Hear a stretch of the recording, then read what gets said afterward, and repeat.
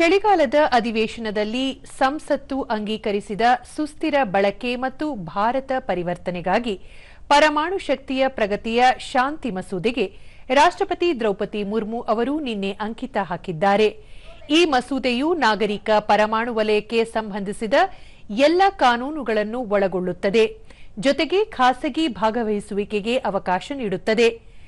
ಶಾಂತಿ ಮಸೂದೆಯು 1962ರ ಪರಮಾಣು ಶಕ್ತಿ ಕಾಯ್ದೆ ಮತ್ತು 2010ರ ಪರಮಾಣು ಹಾನಿಗಾಗಿ ನಾಗರಿಕ ಹೊಣೆಗಾರಿಕೆ ಕಾಯ್ದೆಯನ್ನು ರದ್ದುಗೊಳಿಸಿದೆ. ಈ ಕಾನೂನು ಖಾಸಗಿ ಕಂಪನಿಗಳು ಮತ್ತು ಜಂಟಿ ಉದ್ಯಮಗಳು ಸರ್ಕಾರದ ಪರವಾನಗಿಯ ಅಡಿಯಲ್ಲಿ ಪರಮಾಣು ವಿದ್ಯುತ್ ಸ್ಥಾವರಗಳನ್ನು ನಿರ್ಮಿಸಲು ಜೊತೆಗೆ ನಿರ್ವಹಣೆ ಮತ್ತು ನಿಷ್ಕ್ರಿಯಗೊಳಿಸಲು ಅನುವು ಮಾಡಿಕೊಡುತ್ತದೆ. ಈ ಕಾಯ್ದೆಯು ಪರಮಾಣು ಶಕ್ತಿ ನಿಯಂತ್ರಣ ಮಂಡಳಿಗೆ ಶಾಸನಬದ್ಧ ಮಾನ್ಯತೆ ನೀಡುತ್ತದೆ.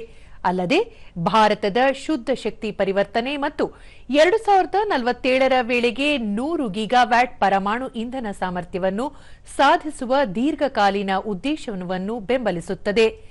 ಪ್ರಸ್ತುತ ಪರಮಾಣು ಶಕ್ತಿ ಸಾಮರ್ಥ್ಯವು 8.78 ಗಿಗಾವ್ಯಾಟ್ ಆಗಿದ್ದು, ಅಂತಾರಾಷ್ಟ್ರೀಯ ಸಹಕಾರದ ಮೂಲಕ ಸ್ಥಳೀಯ 700 ಮೆಗಾವ್ಯಾಟ್ ಮತ್ತು 1000 ಮೆಗಾವ್ಯಾಟ್ ರಿಯಾಕ್ಟರ್ಗಳನ್ನು ಅಭಿವೃದ್ಧಿಪಡಿಸಲಾಗುತ್ತಿದೆ.